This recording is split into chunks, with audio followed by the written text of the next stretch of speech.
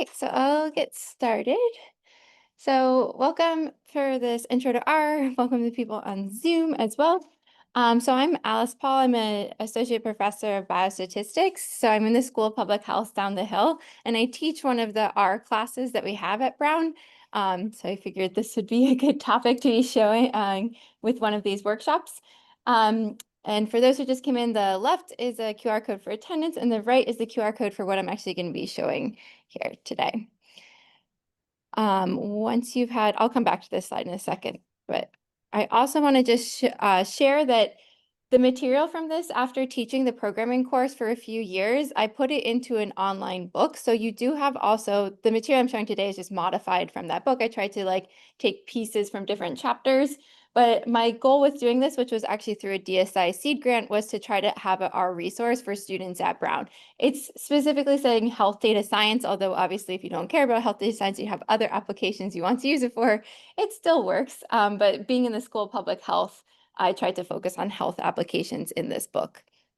So let me go back to this QR code in case anyone didn't get it.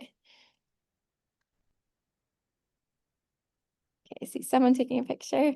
And my goal today is to try to introduce the development environment you use with R. So R Studio, some of the main panels, some panes that we're having, the different types of documents. And then I want to do dive into what does data analysis look like in R? And so by also having the PDF and the Quarto document that's shared through the GitHub, that has more detail than I'll be speaking to. So it has paragraphs of text associated with it, so that you have a good reference for after the fact. Has anyone used R a little bit before?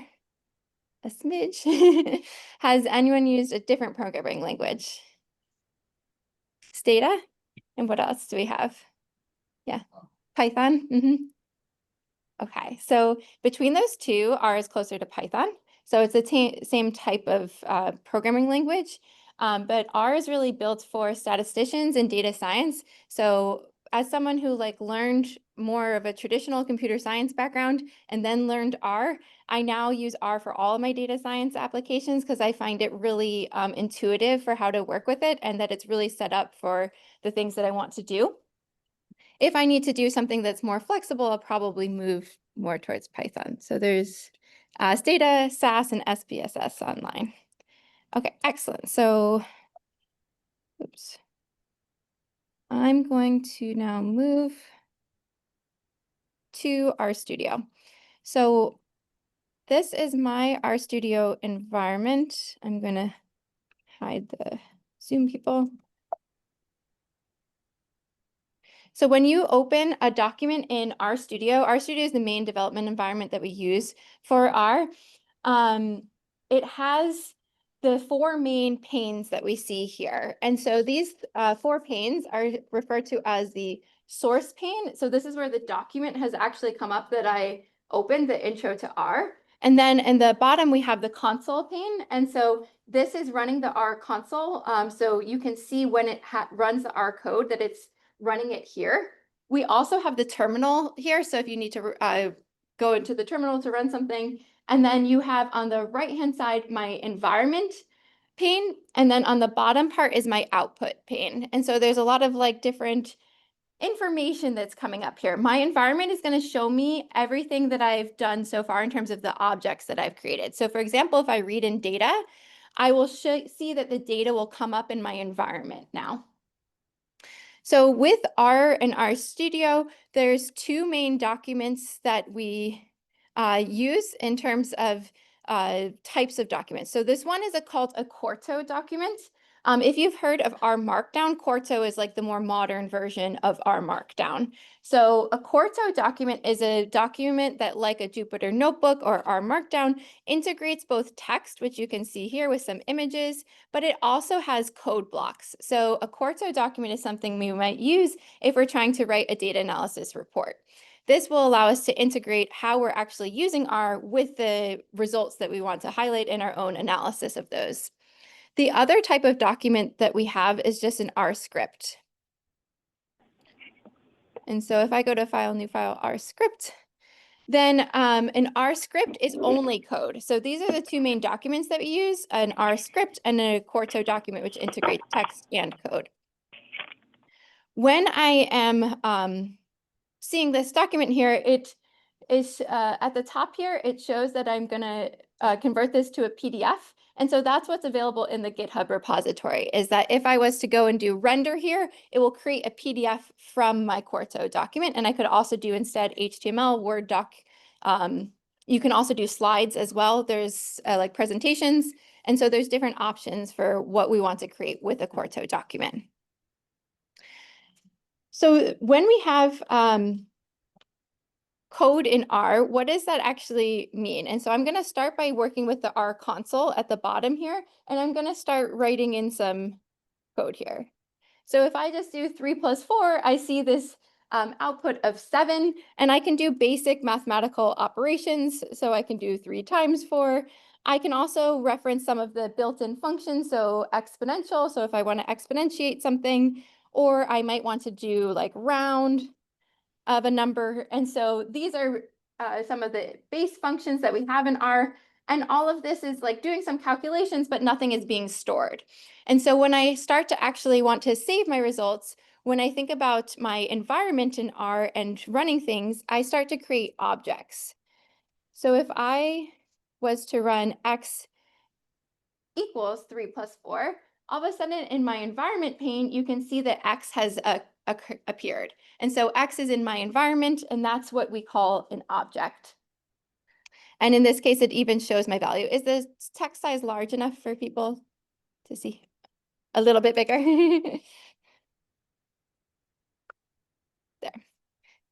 And then, so X becomes my first object. And so we're going to come back to that. And my goal right now is I'm actually going to start by kind of going through this Quarto document for the first few topics that I have in the Quarto document.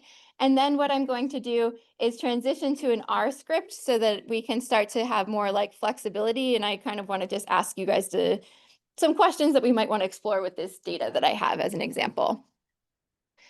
So R is like built for statisticians, it's open source and it's pretty flexible, and we're in this Quarto document.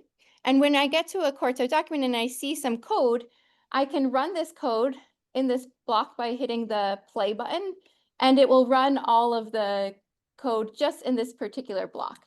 And in particular, what you can see is that it's basically copied it into my console here and run it for me. So here is what's actually running in R, and then this document interacts with the console by running things in R directly down below. So in this case, what I've done here is I've done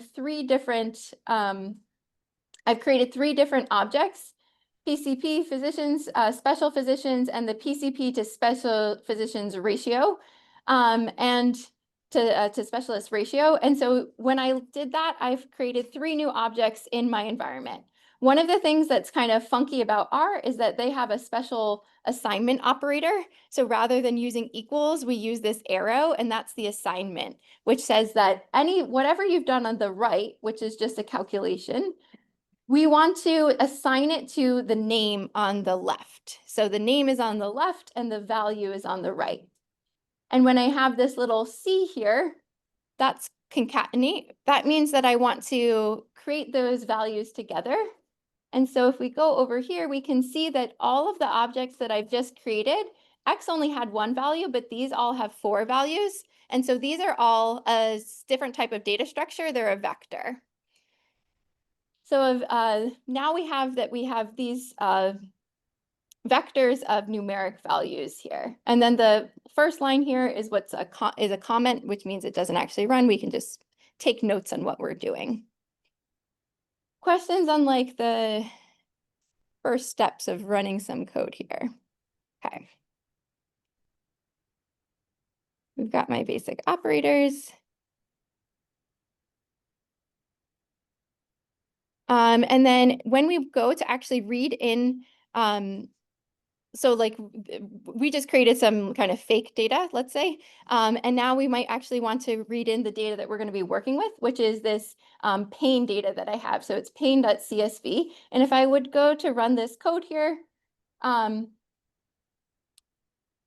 where I have like the read.csv, if it wasn't able to do that, we need to specify perhaps the whole working directory. So if I just do pain.csv, it's going to assume that it's looking in my current directory for that file. And if we can either say that we want to set my working directory so that I am going to have like all of my files in one thing. So if you have a particular project, you might set your working directory. Now you can reference all of your data in the same location, or you could just put the full path. So I could have done, slash users, slash Alice, etc. And put in my full working path to pain.csv.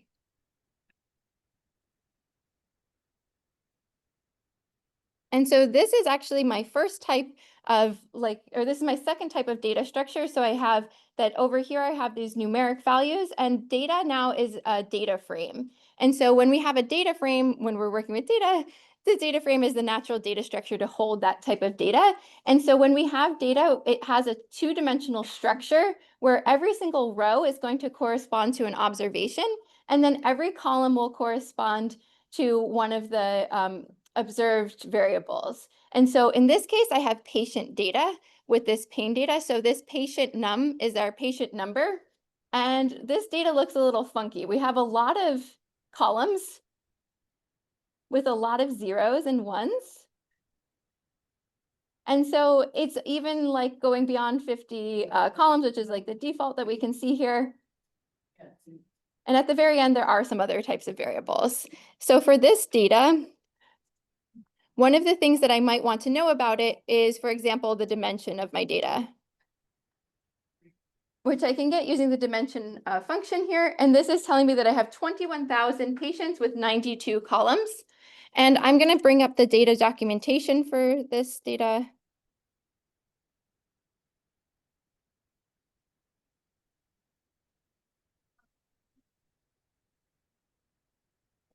And so this data here is from patient-reported pain assessments at baseline and 3-month follow-up. So this is from I think it's in Pittsburgh, a clinic in Pittsburgh, where they had patients who came in who were exhibiting pain, and then they recorded some information about those patients, including where were they having pain, how bad was the pain interfering with their sleep and physical activity, and then they also had a 3-month follow-up where they would see, did they have an improvement in pain? So we have the patient number. And then when I scroll through all those columns here, we have a bunch of body regions, which are whether or not that's in a body region where they're experiencing pain. And so at the very bottom here is this little person map where we can see what those numbers correspond to. So if we're having pain in, here's 218, which is the most common, and 219, that's lower back pain. So that's the most common place to experience pain. And then we also have some like patient characteristics, so patient sex, patient race, CCI bin, which is the Charlson Comorbidity Index, BMI, whether or not they're on Medicaid, and then the things of like sleep disturbance, anxiety, depression, some things that might be correlated with their pain. So when we have a data frame,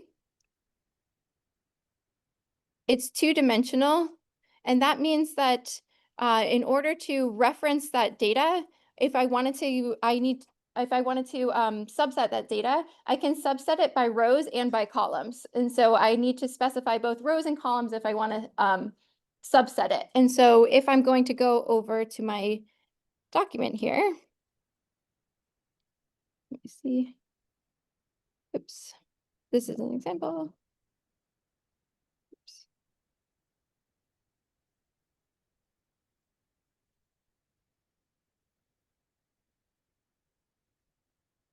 Okay, if I have my pain data here, if I was to do pain 1 and then the comma, the brackets are the way of indexing data structures in R. So in this case, if I do a 1 here, that means that I want the first row and all of the columns. So this is giving me the first patient in R, and it's showing me all of their characteristics. As opposed to if I had done pain 1 and after the comma, then this would be giving me the first column of pain, which is giving me all of the patient numbers that I've seen. So whenever we're working with a data frame, we have to specify both dimensions. It's not going to work if I do, if I do pain 1 here, it's not going to give me the first row. This is actually giving me the first column. And so it wouldn't have given me what I expected if I didn't put the comma there. So we are going to think about that. And that means that, for example, if I took let's do the second column, which is a bunch of 0, 1s, this then becomes a vector, just like we had before with the PCP position, which means it's a one-dimensional. Now this is one-dimensional vector of a bunch of values in a row. And so for my pain data here, I can also reference it using the column names. So in this case, I could reference that same column with pain 101 and give me the same result. So the main ways that we can reference our data is either with the actual index, which is what number row do we have and what number column or what number column do we have, or with the names. In this case, we have column names. This data doesn't have row names, but you can add row names to your data as well, which would allow you to reference the rows by name. Okay, so when we're thinking about starting to actually work with our data, what are some questions we might want to know? So I basically gave you a very brief overview of this data. What's something you want to know about it? Yeah.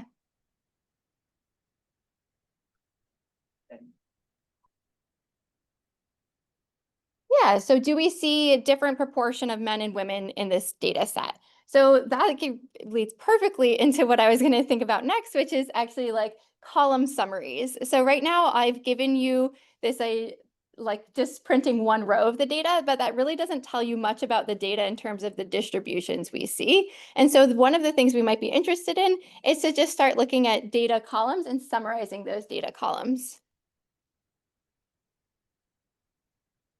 Also, head of pain, it will give us the first few rows. I'll upload this after.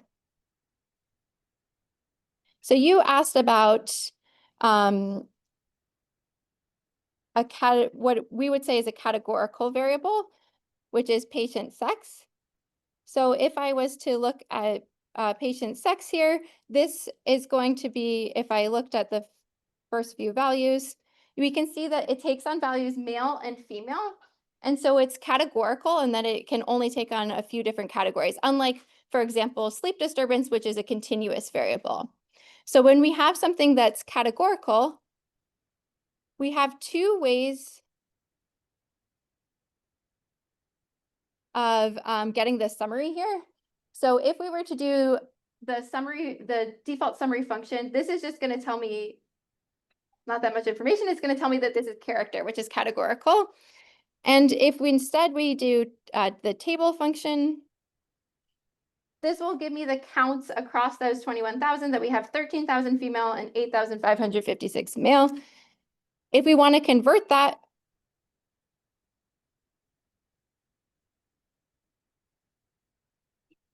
into proportions, I can do so with the proportion table, which will tell me it's 60% female and around 40% male.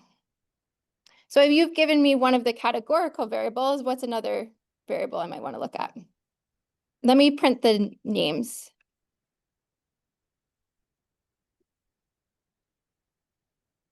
So here are all of the, oh, and someone asked, are there any missing data? That's a great question. We'll come back to that in a second. So these are all the data that's except for the body map scores. So what's another one that we could look at?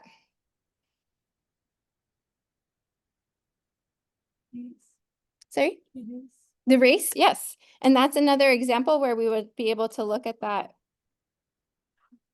as a categorical variable. And so here we can see that we have, which you can't actually see very well. There we go. It's a majority white data set. So we have 18,000 around that are white. We have around 3,000 black. And then we have much fewer numbers in terms of AIP. And then this is Alaskan Indian, Alaskan Native, or not specified. So let's do a continuous variable. So what's a continuous variable we might want to know about? I'm going to do pain intensity. So if I go to my to the description here, the pain intensity is on the scale 0 to 10, which matches when I do the summary function. It's going to give me a bunch of summary statistics for that column. So I can see the minimum value is 0, the maximum value is 10. We have that the first quartile is 5, median 7, on a scale of 0 to 10. So that's quite high pain. And then we also have what somebody was already referencing, which is that we have some NA. So we have 1 NA here.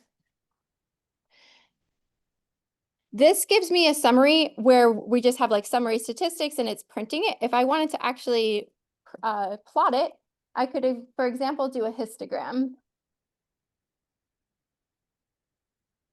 And so this would show me the frequencies across all of those different pain intensity values.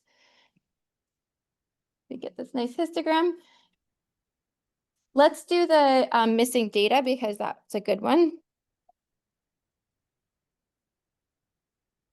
What about correlation of, yes. So we'll come to the bivariate distributions as well. So for missing data, there's kind of like a trick function of how to find it, which is that we can do this Laplace function, which I'll explain in a minute.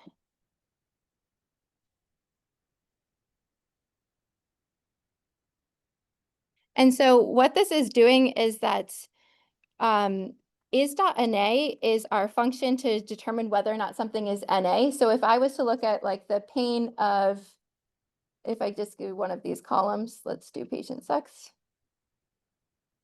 This is going to give me a bunch of true false values, which is like whether or not it's missing. And so when I'm doing this function here, it's summing up the number of trues and then dividing through by the total number that I have. So it's going to give me the proportion. The Laplace says do this for every single column in the data set. So this is something that's a little advanced for a Laplace function, but this is something that I have my students use when they want to get the proportion across them. So run this again. So in this case, we can see that we have a low amount of missing data in the patient characteristics. So if we see like the CCI, it's very low, age, physical function is a little bit higher. And then also for the body map ones, it's very low. And in fact, this is actually just one observation that's missing for all of these columns here. And then at the end here, we have that, where is it? The follow-up is the one that's missing at the largest percentage. So it's 67% missing. And that's kind of, in this type of data where we have follow-up information, it's natural that we lose a lot of people when we go to follow-up. So now I'm going to do a way of doing those univariate distributions. So I'm going to copy over from the Quarto document. So when I do the summary or the table functions, those are nice ways to like summarize a column, but it's not actually doing it in a way that you might want to include in your report. And so I'm going to show you a way that we can get, by using a different package, we can get a really nice table. So this library, so when I do library, it's adding in an extra package. So this is the GT and GT summary package, which make really nice looking tables. And so the GT summary will give me a table summary. So if you are in something related to statistics and you read a paper, most of the time we have what's called table 1, which gives us the summary statistics of the population that we have in the study. And so this is basically creating my table 1. The table summary, if I just included pain, is going to give me it on every single column, which is a lot of columns. And so I've just said that I want to include these particular variables. So when I did it here, I referenced them by name. And then the last thing that I did is I relabeled them just so that they look nicer in my table. So rather than using the variable name, which are like all capitals and with the underscores in between them, I can give them a nicer name. And this will allow me to, for example, see that 60% are female. And then I could look at that race distribution that we looked at before. We could look at pain intensity. And you can see that this is also summarizing the missing data for us because we have unknown, which is giving us the counts of the missing data for every single column that I've included here. So this is quite nice, but I can even expand on this summary table. Do we need to group them based on variable type to get consistent tables?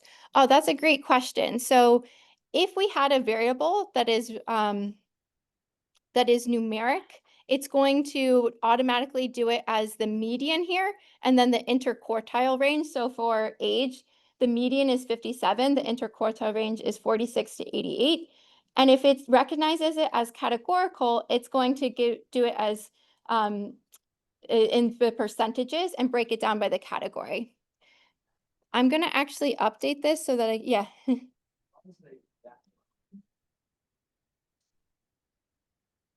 Oh, that's a really great question. So what he's noticing is that here I did that concatenate, which I had before. So this is giving me a vector of my column names.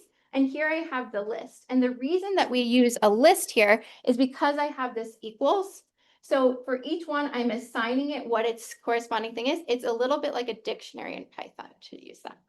And so that's where we often will have a list if we're doing some kind of like assignment of from this to this in the. So if I was to update this, I'm going to add in an extra column here, which is going to be my lower back pain, the X219. So I'll add a label too.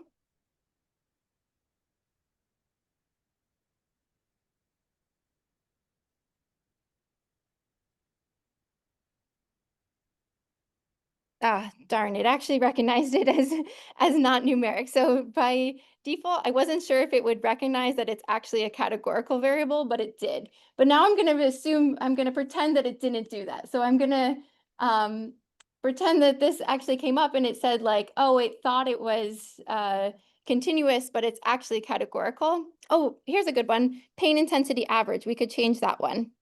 So pain intensity, if I wanted to treat it as not a continuous variable, because it can only take on the values 0, 1, 2, 3, 4, 5, 6, 7, 8, 9, 10. If I wanted to make sure that that was treated as categorical, what I can do is tell R that that's actually a special type of vector, which is called a factor. So the other columns that we have in pain, if I bring them up here, this would be continuous, so this would just be numeric.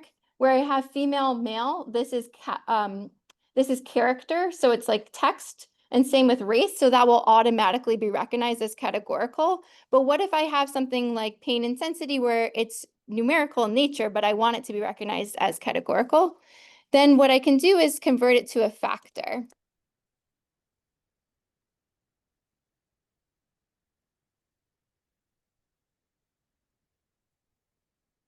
So to do that, I'm referencing that column by its name on the left-hand side with my $sign.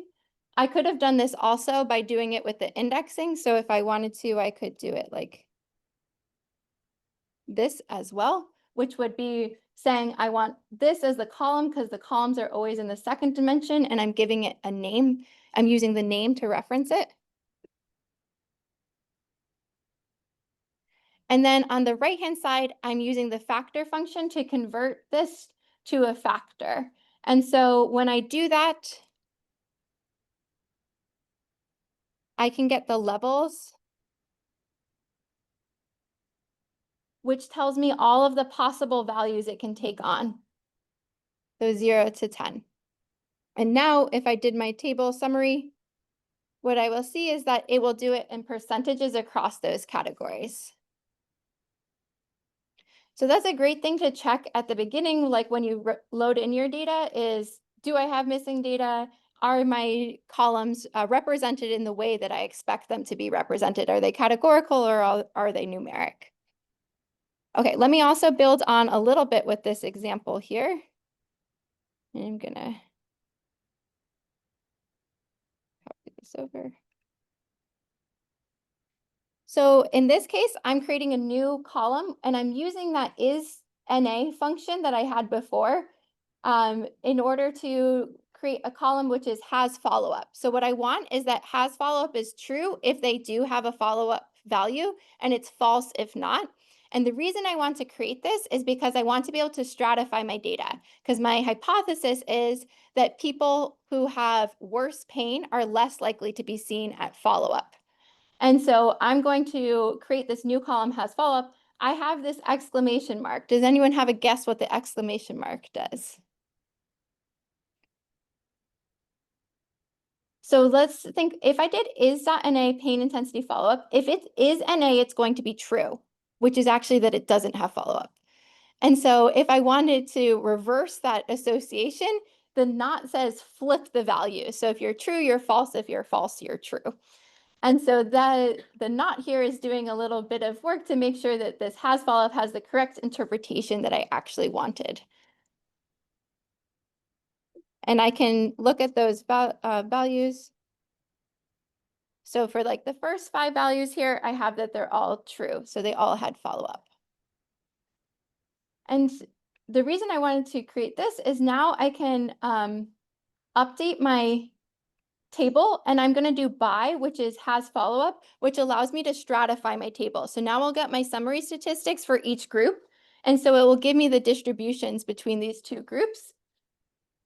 And I'm actually also adding a hypothesis test to test between those two groups. So when I do add P, it's going to say, I also want you to run a hypothesis test to say whether or not there's a significant difference between those two groups. And there's a chat again. Yeah, good. Okay, so here, now I have 14,000 that don't have follow-up, and I have 7,000 that do. And if I look at what I observe here, I have that it's giving me the proportions between these two groups, and then I have a p-value associated with every single column. And at the bottom of this table, it'll actually tell you which hypothesis test it ran. And so in this case, it used Wilcoxon-Rank sum test or Pearson chi-square test. So you don't have to be familiar with those, but this is like a non-parametric version of a t-test. And then this is a way to compare across proportions when you have more than 3 groups. So these hypothesis tests are just like appropriate for these particular types of variables. And so we can see that there are significant differences between all of these categories. So we can see that those that don't have follow-up tend to be more likely to be on Medicaid. They tend to be more likely to be Black or non-white. And then we also have that there's tend to be actually slightly younger. The other thing that I've changed is before I had it so that for a continuous variable, I had the median and then I had the interquartile range. Sometimes I like to have the standard deviation because that's like often something we would report. And so the table summary also gives you a great way of saying you can specify what statistics you want it to show you in that table summary. And so this says that for all of my continuous variables, I want you to give me the mean and the standard deviation. Can add P work when you have a 3 group for the follow-up? Yes, it can. And so I can do a different one, like patient race.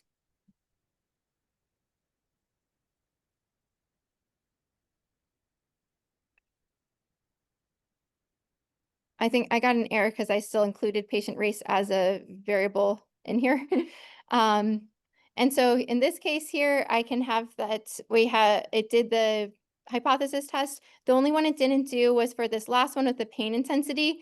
And in this case, we got such low proportions in some of these buckets that it's not going to be able to do a hypothesis test with any confidence here. If we made pain to be continuous again, it would probably be able to do that comparison. Okay, so this gives me like an intro to just summarizing some of the data columns. What questions do people have right now? Yeah. Yeah.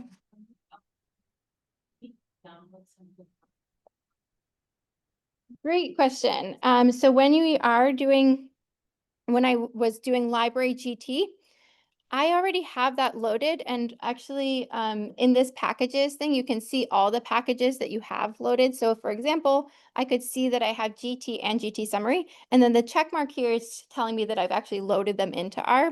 And if I didn't have them, I can do install from here, or I can do it in the console, install.packages, and then you give it the corresponding package you want, and it would then download it for you.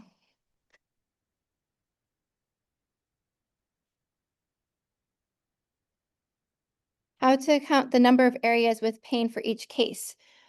Oh, that's a really good question. So if we wanted to say that we wanted to look at the number of body regions a particular person has pain in, then that means that I'm going to be subsetting to the columns that are corresponding to the pain regions. And then I basically want to sum up across those rows. So for every single row, I want to sum up the number of ones. So let's do that in 2 steps. So the first thing that I'm going to do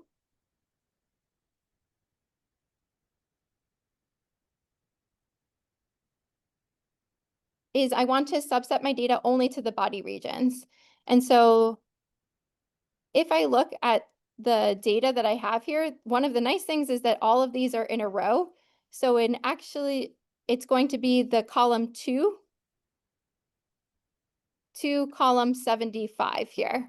And so if I wanted to create a subset of my data,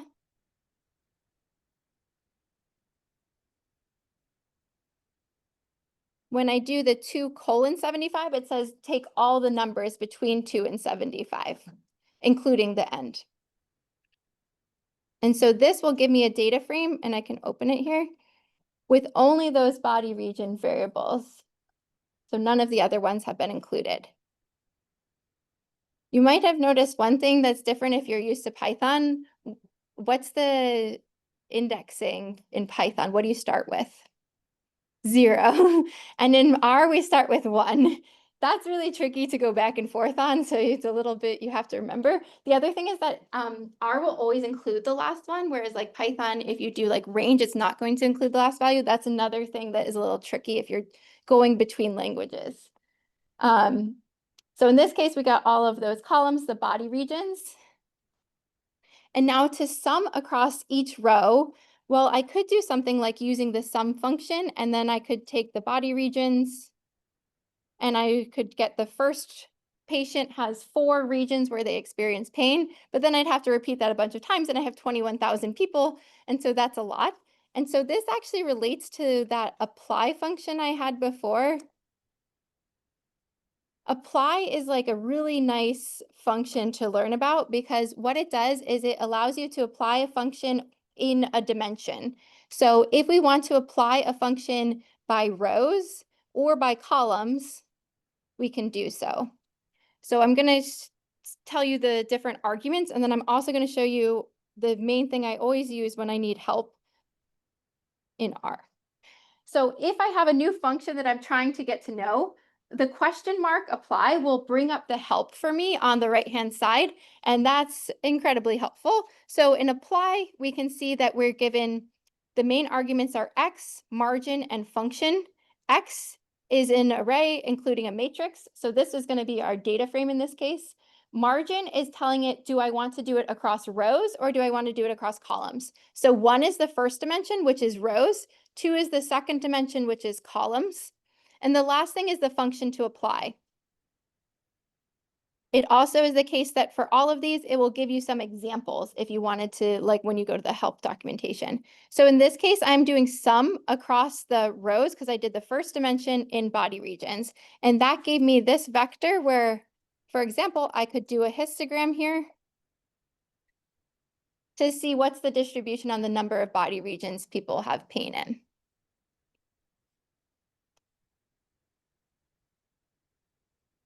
So that was a nice question to look at. The apply, if we wanted to look at instead how many patients have pain in a particular body region, so this would be saying for lower back, how many people have lower back pain, how many people have wrist pain, etc. All I would have to do is switch this to be a 2, because now then it's going to do a sum across the columns instead of across the rows. And I got something with my breaks. Let me just make sure what's happening. Oh, this is really good. So this gave me all NAs, and I'm going to tell you why. NA plus 1 is NA. NA is what we represent as not knowing a number, right? And so NA tells me I don't know what this is. So if I don't know what it is, plus 1 is I said something I don't know what it is. And so by default, if we have a function like max would also be the same thing.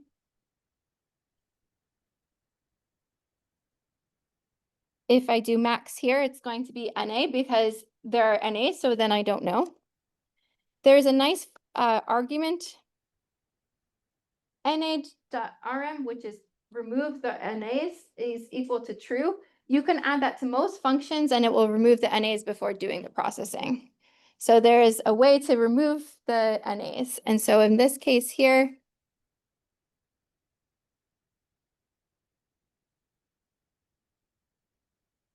we could add that argument, and now I get this histogram. And this is actually exactly what I was referring to. This right here is lower back pain. And so there's this really big gap between the amount of people who experience pain in all other regions of the body and lower back pain, which is much more common. Okay, let's do something else. What's something people want to look at?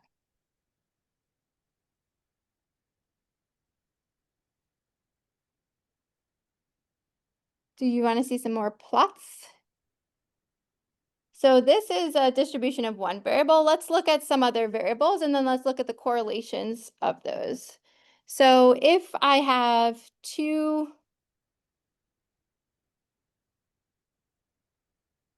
I'm going to do some different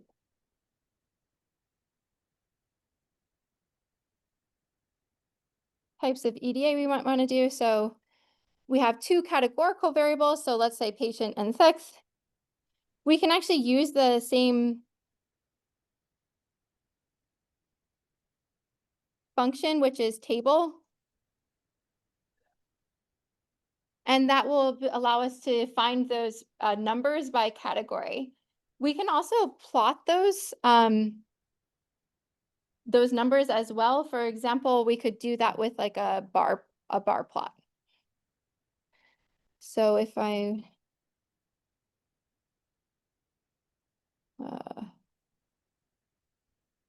save this,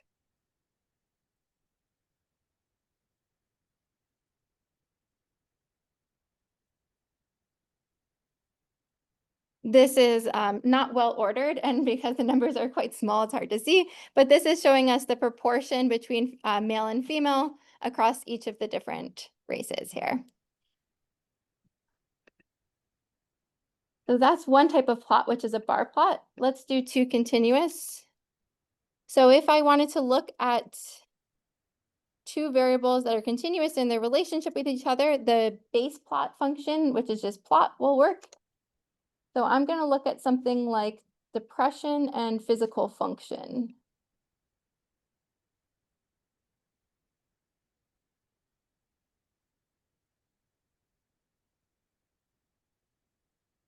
So in this case, I get a scatter plot.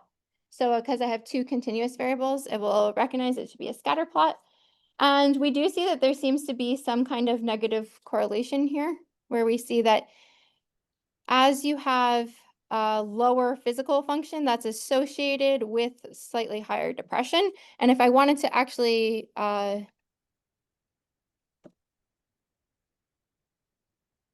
quantify this, I could use the core function, which would get the correlation. And when we do core, it's not NA.rm equals true. It's, I have to remember what the argument is.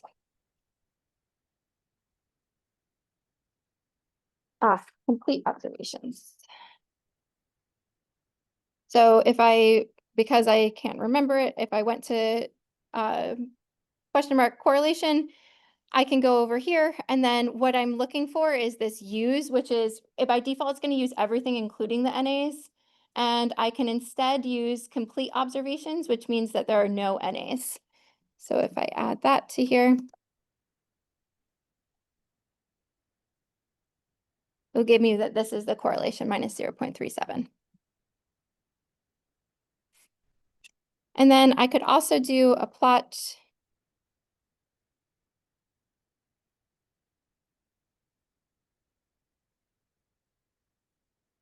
Let's look at, let's say, depression by sex. What? In XY, no missing arguments, no non-missing arguments. Did I need that? Well, I've broken something already, which is great. I had this exact thing before in my thing. So we'll just do pain intensity average.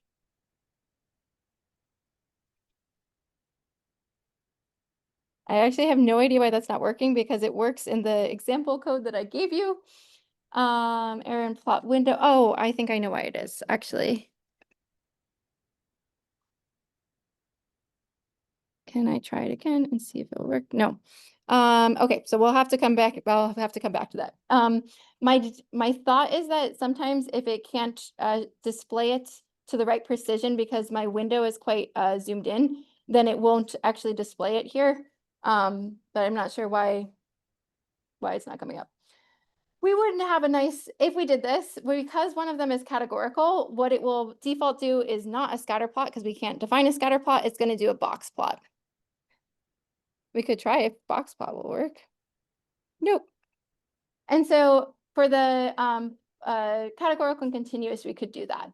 I actually almost never use the default plotting options for R because there's a really nice package for creating beautiful visualizations, which is called ggplot. And so that's the package I would use if I wanted to create a plot. And I can show you an example actually. If we go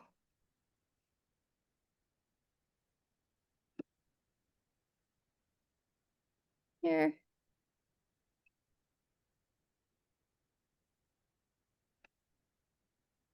So this is an example with this data here.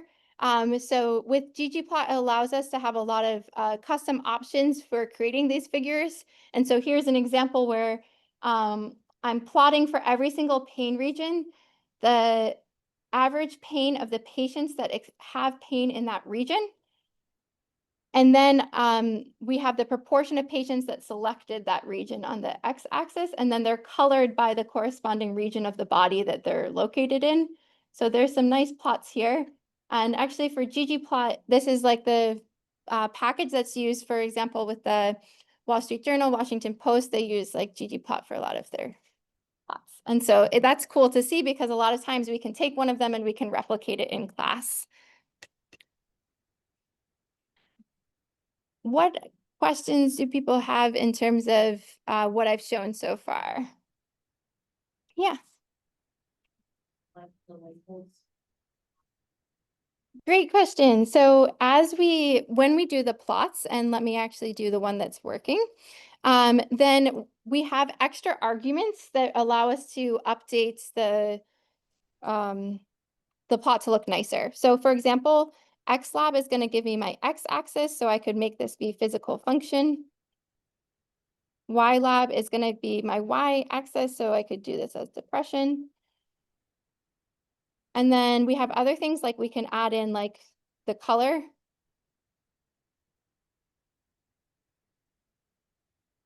And so you can do those. Yeah. And you could even color it by sex, or you could do it by race, and you can add in like more dimensionality. This was kind of like the content I wanted to show as an overview. I know it's a lot there's a lot of information, but I want to show the capabilities of using R. And then I wanted to just say that if you are interested in learning it, I think like the document I prepared gives even more detail because it has more examples leading up to the ones that I showed. And then also the textbook as like a nice place to start for learning R. And I also want to say that we have an R for data analysis course. It's offered in the fall semester. And so that's also another option if you want to go more in depth. But I'm happy to stay and talk to people about what they're using R for. And then maybe if we could, I could like let you know some packages or things that might be helpful for what you're particularly looking at. Were there questions on, oh, how can you export it?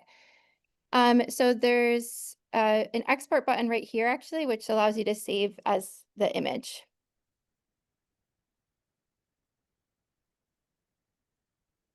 So I'm gonna stop for the online folks and I'm gonna go around for the in-person.